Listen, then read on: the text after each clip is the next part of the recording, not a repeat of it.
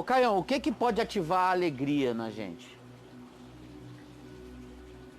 Muitas coisas, né? Você tem alegrias naturais que se ativam quando um filho nasce, ou quando você volta do trabalho e encontra os que te amam te amando e te bem acolhendo. Quando você vê, tem gestos de carinho, de amor expressos por você. Então, o mundo das alegrias naturais é enorme. Agora, eu acho que você deve estar falando de alegria de natureza espiritual. Você disse o que o Evangelho ativa em nós. Claro que não é cócega, nem é o espírito da gargalhada. O Evangelho não dá o dom do riso, da gargalhada da hiena feliz, como naqueles avivamentos lá de Toronto, no Canadá. Aquele pessoal que ficava rindo sem parar. Eu já mostrei aqui várias vezes, Já. vários momentos diferentes. Não, isso aí é histeria e tudo mais. Quando o Evangelho fala de alegrai-vos no Senhor, como hoje, especialmente no texto de hoje, na carta aos Colossenses, ele evoca essa alegria umas 5 ou 6 vezes. Alegrai-vos no Senhor, é bom alegrar-se no Senhor. A alegria no Senhor protege o coração de vocês, mantém a mente de vocês equilibrada. Ele diz na carta aos Filipenses, ele faz essas afirmações, ele mesmo diz como a alegria de Deus na vida dele tinha despertado nele um poder com o qual ele estava vencendo o ninho de correntes geladas da prisão romana, onde ele estava, naquele calabouço, no lugar desconfortabilíssimo, é de onde ele escreve essa carta aos Filipenses, evocando os de Filipos, a igreja, a comunidade de Filipos, a se alegrar na vida por causa do Evangelho. Ele diz, olha a minha circunstância. Está tudo errado aqui para mim, eu estou num perrengue sem tamanho e comparação. No entanto, o meu coração está alegre. Está alegre porque até preso eu dou fruto.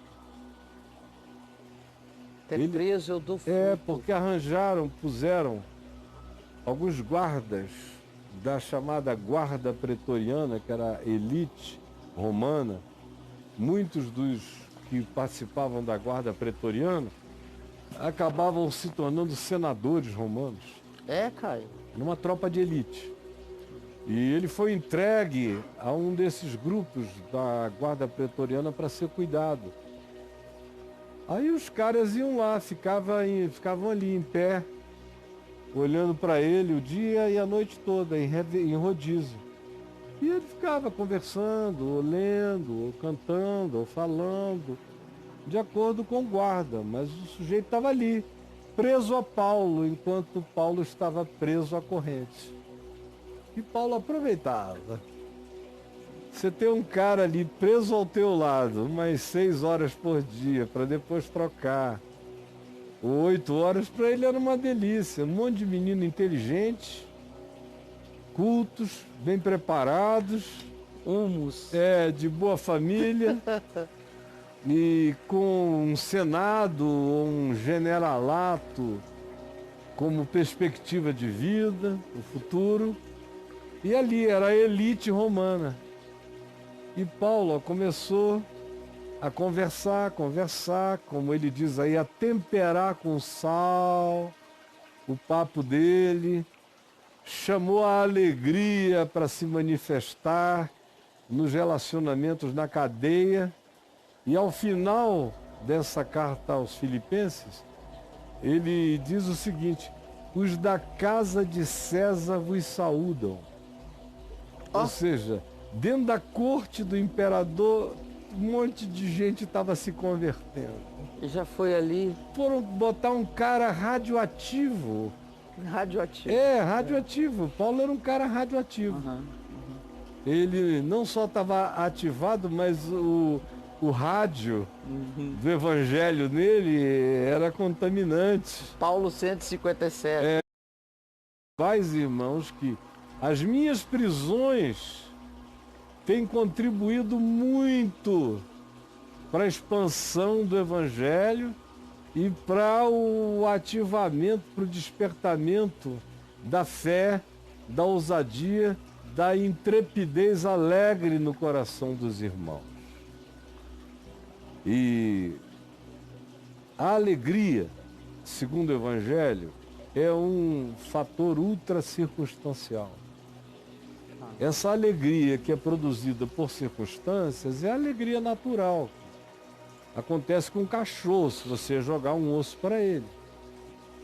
Acontece com um cavalo, se você o colocar na frente de um capim fresco. Ele vai ficar feliz. Claro. Acontece com um macaco, se você der banana para ele. Acontece com qualquer um, se você atender a demanda, a necessidade ou o instinto. Sim. Agora, a alegria no Evangelho, ela é contra-intuitiva. Porque é daquele tipo, ainda que a figueira não floresça, nem haja fruto na vide, e o produto da oliveira mente, e os campos não produzam mantimentos, todavia eu me alegro no Senhor, no Deus da minha salvação. A alegria aí. Ela é ultra circunstancial. Fantástico. Ela não anda na intuição do fluxo natural. Ela é algo que se cria em nós como uma decisão em fé. A alegria é uma decisão em fé. Eu vi isso muito na vida do meu pai. A Adriana imita papai toda hora, quase todo dia. Às vezes ele ouvia uma coisa assim que não era boa. Ele ficava calado, processava. Aí daqui a pouco ele dava a opinião dele, dizendo, é isso mesmo. Mas o Senhor vai nos ajudar.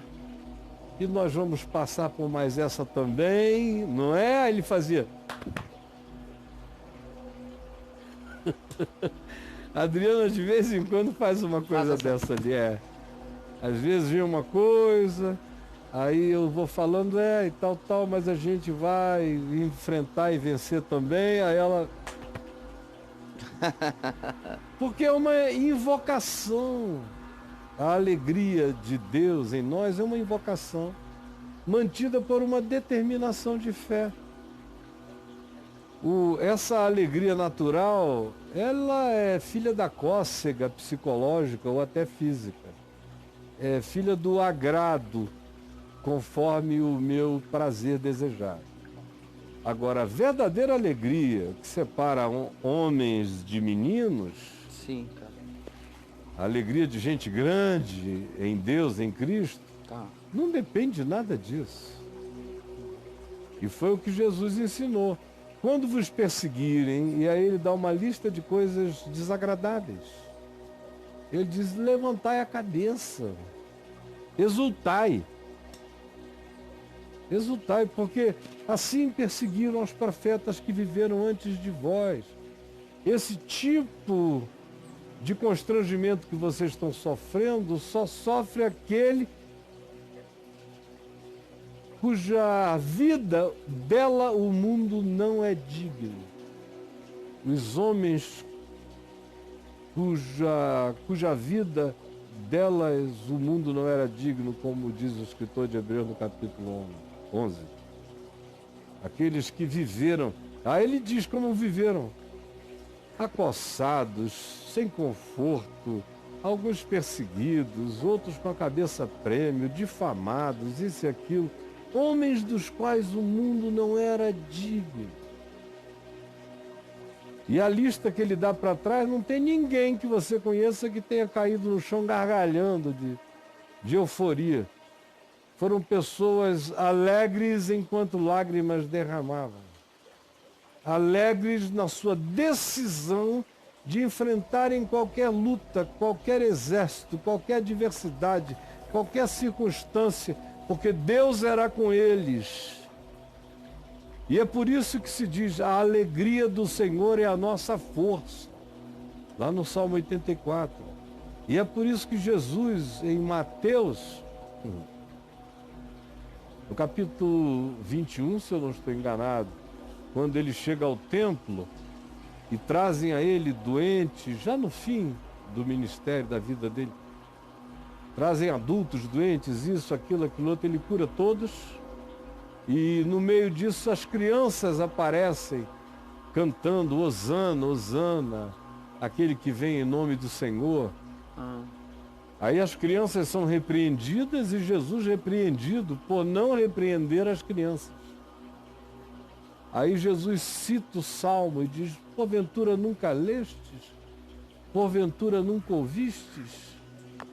Que é dos pequeninos e das crianças de peito que Deus suscita força para emudecer os seus adversários. Ele está citando um texto cuja passagem original nos Salmos menciona alegria no lugar de força, de modo que no mundo espiritual a nossa força vem da nossa alegria no espírito, e a nossa alegria no espírito nasce da nossa certeza em fé acerca da fidelidade de Deus para conosco. Quando o indivíduo crê na fidelidade de Deus para com ele, e crê que a palavra e a promessa de Deus não voltam vazios, jamais, ele vê tudo o que possa acontecer de negativo como meramente circunstancial. E ele então aprende, como Paulo diz, em Filipenses, aí no último capítulo, pois aprendi, mostrando que é um desenvolvimento, é um exercício, é um treinamento, é um ativamento acompanhado de perseverança, de continuidade. Pois aprendi a viver contente em toda e qualquer circunstância. Tanto sei, ó, como é uma coisa sabida, aprendida, treinada. Tanto sei viver ou estar humilhado, quanto eu sei ter todas as farturas e todas as riquezas. Eu sei, eu aprendi ser perseguido, tanto quanto aprendi ser honrado. Quando perseguido não me desespero, quando honrado não me embabaco. Aprendi que as coisas vêm, que as coisas vão e que o contentamento fica. Quando você está ancorado nas coisas que não passam, que não são circunstanciais. Às vezes eu vivo momentos, por exemplo, o ano passado foi um ano muito ruim. Aquele ano político, horroroso, nojento, feio. Ruim demais.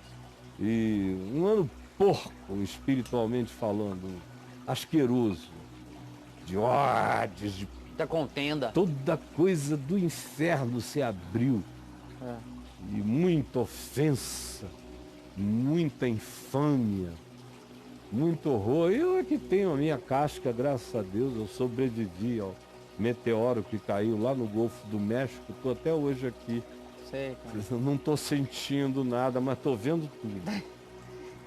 E eu falei, não, é só esperar. O pessoal aqui preocupado, ele espera. A gente já passou por coisas piores no passado. Vamos passar por mais essa. E daqui a 2, 3 anos vai ter um monte de gente que me amaldiçoou até não poder mais, dizendo, eu não tinha enxergado o que você estava dizendo, me faltou luz para perceber. Eu tenho paciência para esperar. Nada podemos contra a verdade, senão em favor da verdade. Eu não tenho pressa. Eu estou do lado que vai vencer sempre. É só uma questão de tempo. Então, por que eu vou me deixar acachapar? Se eu já sei que estou do lado da verdade e que a maioria não está enxergando isso agora, mas vai chegar uma hora em que todo mundo vai ver. Todo mundo vai ver. O que está sendo feito no interior da casa, positivamente nesse caso, vai ser proclamado do telhado e todo mundo vai ver. Então eu aprendi também, estou aprendendo também, pela misericórdia de Deus, a viver contente. Deus tem sido tão generoso, misericordioso em todas as circunstâncias da nossa vida. Tendo de tudo ou não tendo nada, honrado por todos ou maltratado pela maioria, tanto faz. Eu aprendi. E eu tudo posso naquele que me fortalece. Aí, cara, o sujeito está ativado até a última dimensão. Quando ele aprende a viver contente, que é a antítese de amargura e contenda.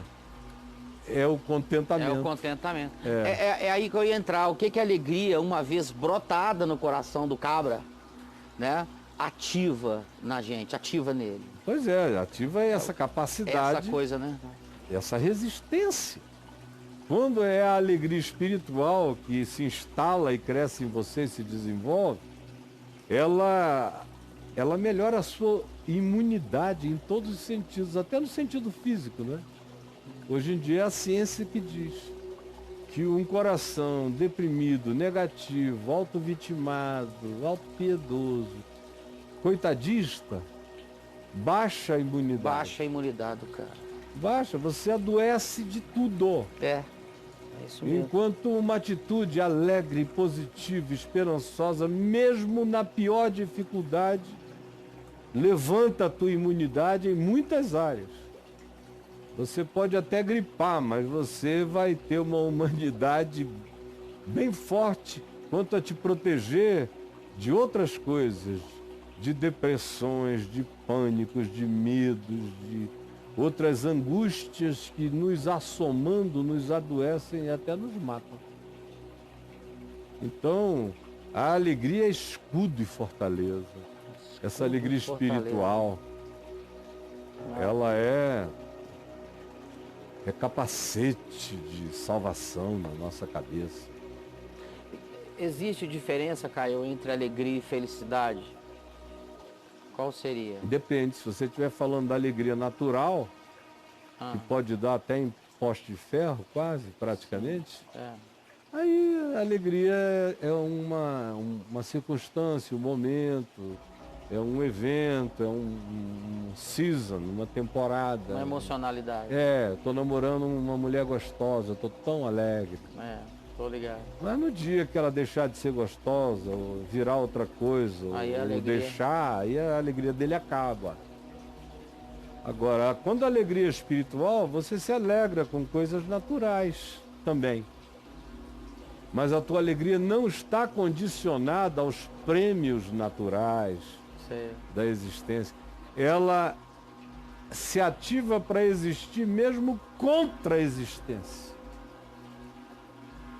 Que é o caso de Abraão, que esperou com esperança contra a esperança. Creu contra a própria esperança. Creu contra a circunstância. Creu contra a evidência imediata. E manteve o coração fortalecido, como Paulo diz, dando glória a Deus, sem murmuração, sem contenda, ativando a sua fé pelo louvor, pela gratidão, dizendo tudo posso naquele que me fortalece. E crendo nisso, aprendendo o contentamento que viaja com você mesmo enquanto você chora. Porque a felicidade em Jesus, o Macários, sobre o qual já falei tanto aqui, bem-aventurado, em Jesus, o cara é feliz, humilde de espírito, é feliz enquanto chora, é feliz enquanto se contém e não solta os cavalos como um homem manso. É feliz enquanto tem o trabalho de ficar dizendo, não, fulano, não, para com isso. Fazendo pazes entre os filhos irreconciliados e zangados, está ali no meio sempre fazendo pontes. É um trabalho que tem muita gente que foge dele, mas o homem e a mulher do mundo espiritual, da dimensão do Evangelho, são felizes construindo pontes e o coração deles alcança galardão interior extraordinário quando ele vê os que não estavam reconciliados se reconciliarem de novo. Bem-aventurados os perseguidos por causa da justiça. Bem-aventurados quando mentirem tudo contra vocês e vocês estiverem só andando no meu caminho. Então, no Evangelho, a verdadeira felicidade está para além da alegria constatável como prêmio natural de qualquer coisa agradável. A felicidade, segundo o Evangelho, cai nessa categoria. Ultra circunstancial, tudo no Evangelho é ultra circunstancial. Se o Evangelho fosse só circunstancial, ele era só uma filosofia positiva. E humanamente cheia de bondade, de generosidade, de apelos carinhosos. Mas o que faz do Evangelho algo que está para além desta ordem de coisas é a loucura da fé.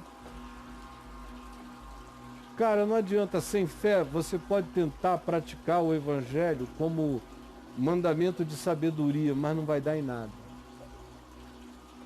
Não vai dar em nada. Eu fico vendo às vezes aí os meninos esforçados, querendo praticar o Evangelho, mas não praticam, não pegam no ganzê, não pegam no ganzá. O cara tem que pegar no ganzê, meu irmão. Com fé. Por exemplo,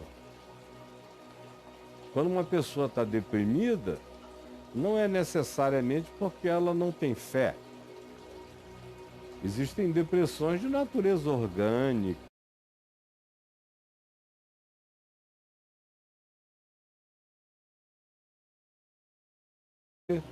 Se deprimir sem fé. Tá. E outra coisa é atravessar a depressão com fé. A diferença é entre a luz e as trevas. Eu já tive depressões que teriam feito muita gente se suicidar. De acontecimentos onde o mundo acabou, se apocaliptizou para sempre. Tem gente que não tem nem ideia de como era e o que ficou e o significado de eu estar aqui agora, hoje ainda. Meu amigo, se não fosse fé e só fé, era um negócio para desistir de tudo, para sempre. Mas é a fé. Aí não basta você recitar o Sermão do Monte, fazer uma oração, dizendo: Jesus, eu creio em Ti. Tudo lindo. Chega uma hora, no entanto, mano, que você tem que ficar em pé. Sim, filho. Vai. Em nome de Jesus. De Jesus. Não tem nenhuma gota de energia. Vai. E olha para cima. De onde me virá o socorro? Meu socorro vem do Senhor que fez o céu. Aí você começa, dói tudo. Eu fiz essa viagem longa. Enquanto isso, o pau cantando, gente batendo para todo lado, e você. Não é porque alguém te deixou, não. O mundo inteiro caiu em cima de ti, e você caiu em cima de você. E o maior decepcionado com você foi você mesmo. Mas assim mesmo Deus é Deus. E eu não sou uma surpresa para Ele. Deus não teve nunca nenhuma surpresa comigo e me amou a si mesmo e me deu todos os dons que me deu e me ungiu como me ungiu, apesar de eu ser quem eu sou. Apesar de mim. Aí eu sei disso e vou. Todas as dores, vencendo pela fé. Passinhos pequenos, mas vencendo pela fé.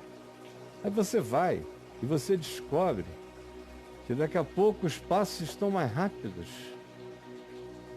Daqui a pouco os mesmos desafios você está resolvendo com muito mais habilidade e facilidade. Você segue o caminho. Daqui a pouco você vê que a aceleração dos seus passos aumentaram, a dor do seu corpo diminuiu. Daqui a pouco você vê que começa a ver uma atitude mais ereta. Daqui a pouco o que antes era uma bengala se transforma apenas num bastão de memórias e de lembranças paralelas.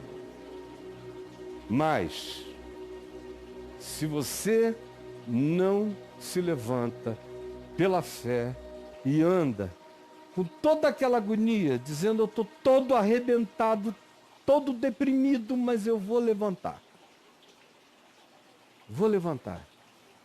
Isso não tem nada a ver com Deus, a minha depressão, ela só tem a ver comigo. Ou com o meu desequilíbrio químico, hormonal, ou com o hipertrauma que eu sofri, ou com uma tendência já quase congênita a uma certa depressividade, seja o que for.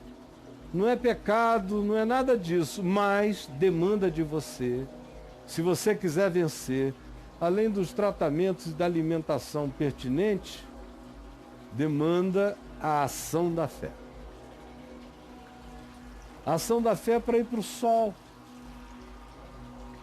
Rapaz, se não tivesse sido o sol e a natureza, eu acho que eu teria morrido há 21 anos atrás, de tanta angústia, de tanto sofrimento.